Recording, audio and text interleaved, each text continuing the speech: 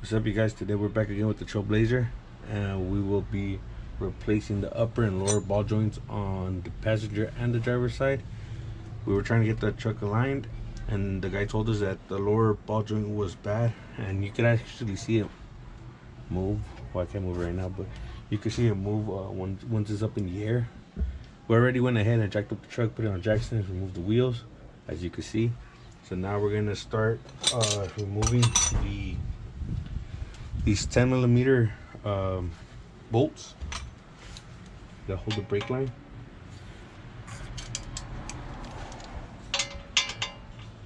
So there's two of these, and we already have stainless steel brake lines on this truck, and also we have aftermarket upper control arms. So it might be a little different for the stock control arms. So we're gonna put the bolts back onto the spindle. They already zip tied the ABS sensor to the control arm, so we're gonna cut the zip tie, unclip it from here, and I think there's another zip tie somewhere down here. Oh, there's another one right there. So we have to remove all that. So this is an 18mm bolt. I'm gonna break this loose. So we were able to just lay the caliper on the side without putting any stress on the line. And you can see that this brake line is super long. So this is the caliper bracket that attaches this 6-piston caliper to the stock knuckle on the Trailblazer. So now this rotor should come off.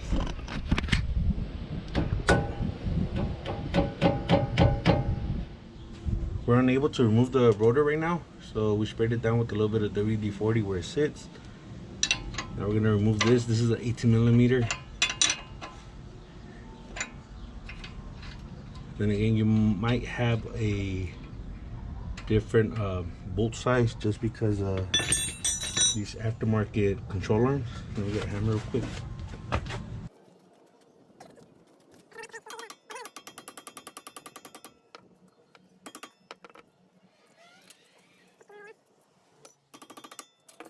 I don't know why this bolt has a line cut through this, so we're gonna be replacing it just to be safe. So now the upper control arm should come off.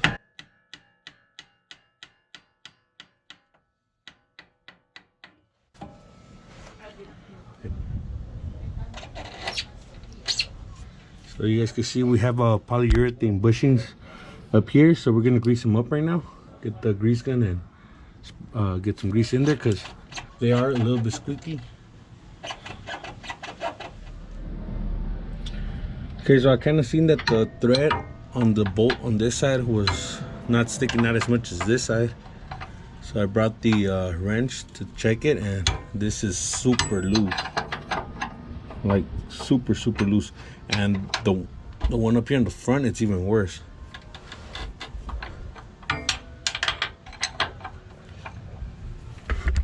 And we didn't install these control arms. I don't know who did, but we didn't do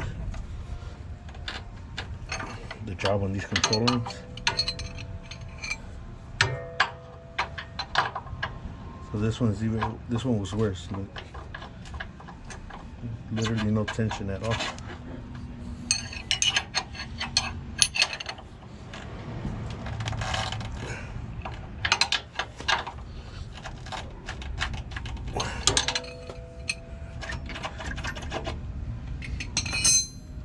Now we're gonna get the grease gun and pump it a bit.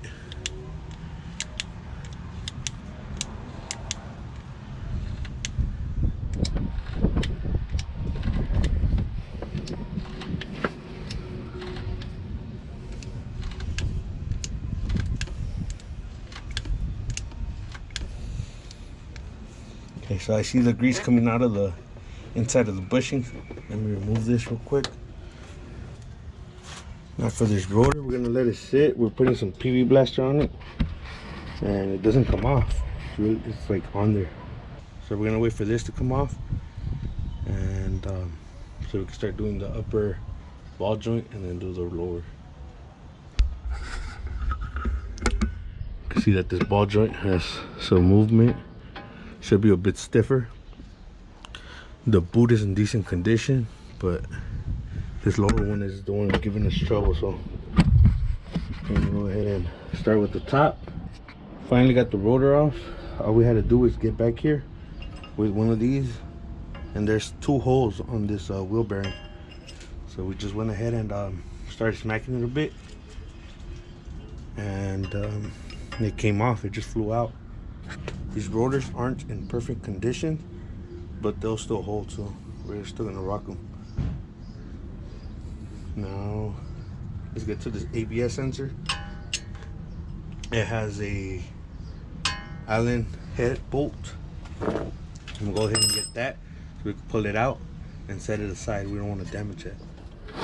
So this is the ABS bolt, and it's a 5mm Allen wrench. I'm gonna whack it with the hammer just to break it loose. Hopefully it doesn't snap.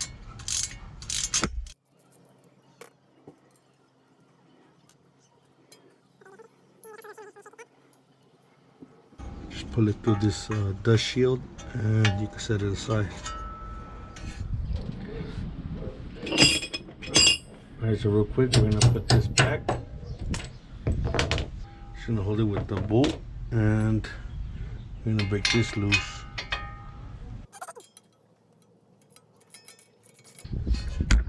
Now remove the tie rod from the knuckle just so we could get it off. We're gonna take off the whole knuckle.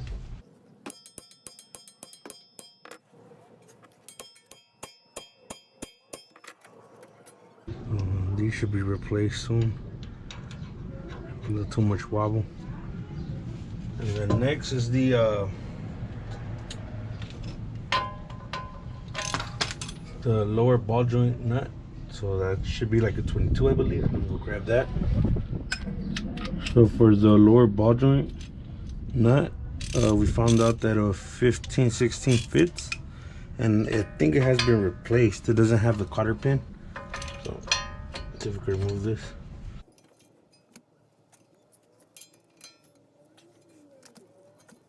Hopefully it doesn't just start spinning. It's out.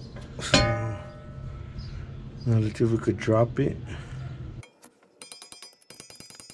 So we went ahead and used this fork to separate the ball joint from the knuckle.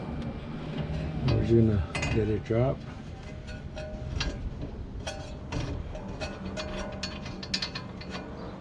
That's removed, and then remove the bolt up here again.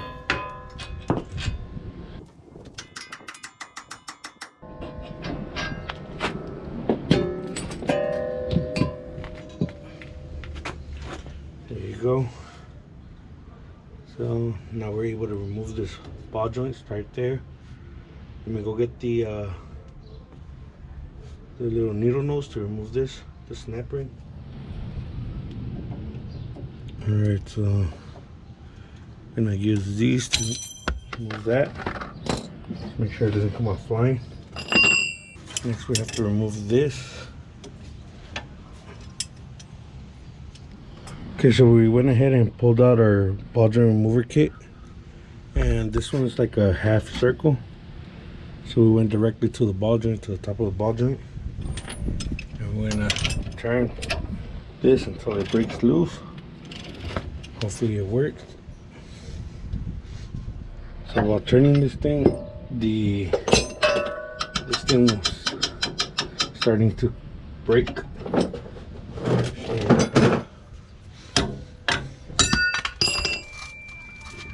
See right here where it started to bend.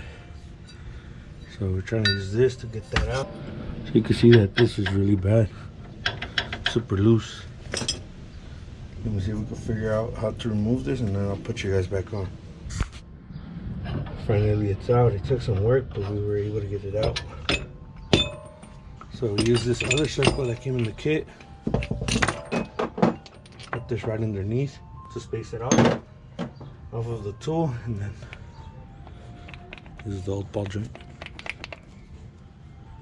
But we had to whack it on top with the little hammer a couple of times just to break it loose. Let's work on getting the one on the knuckle off, the upper ball joint.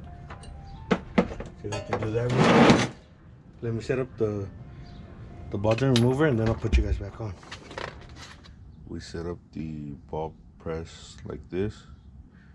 One of these little cup goes here, and we're gonna go straight into the ball joint, and we're gonna use the impact to drive this in, push the ball joint through, and so it can fall in that cup.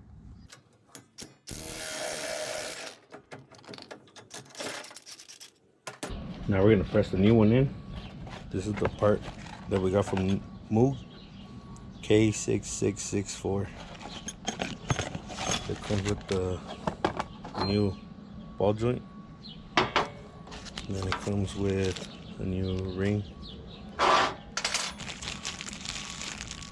Comes with the new nut for the bolt that goes on top, which we're not going to be using because we picked up some new grade 8 bolts. Then it comes with this Zerk fitting. So let me try to set this up real quick. Since it has to be pushed from the back, I think we're going to use this one like this. We're going to put a little bit of grease right here because we can't remove this, what we tried, removing this little rubber boot, but we don't want to tear it up, so we're just going to put some grease right here on the edge and hopefully it slides through.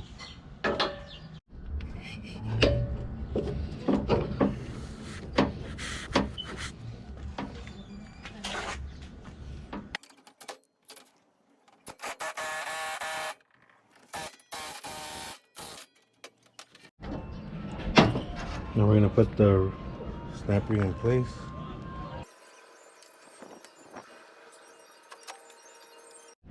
Don't forget to put the new Zerk fitting in. We're going to give this a quick cleaning with some 220 sandpaper just to get any of the metal shavings or anything that's caught up in here.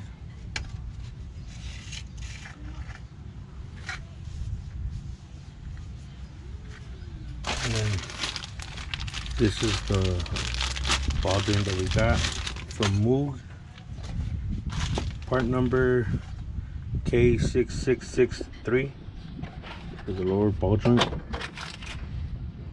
So this one's pressed from the bottom. Fits in there nice. Now we have to set up the press. I'm thinking hopefully this one makes it all the way up. Like this.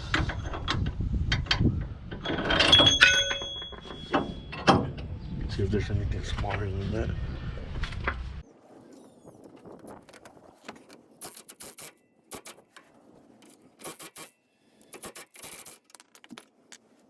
Make sure it just seats all the way around.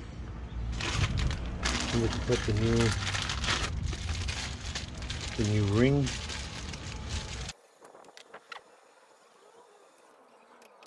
Make sure the ring is all the way in as well. And then we gotta put in the new Zerk.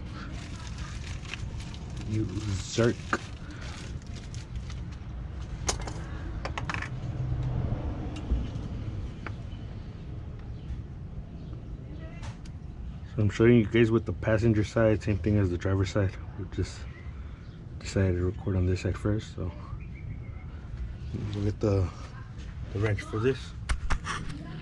Now I'm gonna do this with two hands, so I'm gonna have to insert the knuckle in here and then get this nut started. So with the nut on the lower ball joint started, we're gonna go ahead and put this one in.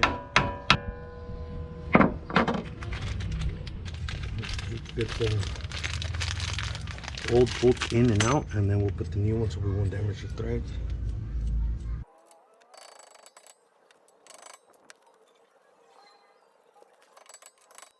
So these are the new bolts that we got. They are grade 8 716-14 and they're 2.5 inches long.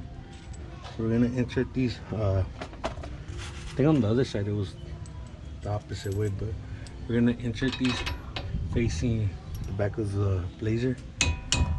Just tap them in real quick. We're gonna put the washer, the locking washer, and the nut. So that's gonna hold everything in place. Now we just gotta torque everything down. So from what we've seen online, the lower ball joint goes to 80 foot-pounds, and the upper nut and bolt go to 30. So we're gonna torque these to like 30 or 35, and this one to 80. And when you're done, just remember to grease the ball joints. This side is already done, so we're gonna go ahead and put the caliper back on, the rotor. I'm gonna put some anti-seize right here. These caliper bolts, well, on the regular Trailblazer calipers, it's the caliper bracket mounting bolt that mounts the caliper bracket to the knuckle. They go to 133 foot-pounds. So we're gonna put some red Loctite on these, just a little bit. I can't find the blue one, so it won't back off. It might be a little bit too much. So we just want a little bit. We're gonna throw them in there, and then we're gonna torque them down. So real quick, before we throw these away, I'm gonna show you guys, this was the replacement. It kind of looks like it has a V back here, but this is the one that was bad. You can hear it clunk. It has no hole for the cotter pin. And this is the one on the passenger side.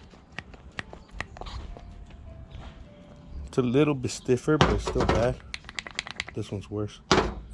And this is the upper ball joint. I don't know which side this one's from.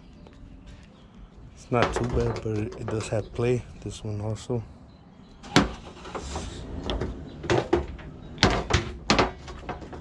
So we're gonna get rid of those and put the wheels back on the Blazer. Basically, we're done. So let me put the wheels back on, and then we'll go test drive and see if we feel any difference. We drove over a couple of bumps already, and you can still hear some squeaking. I think it's the control arm bushings, because that's what it sounds like the polyurethane bushings when they squeak. But we already lubed them up, so there's nothing else we could do about that.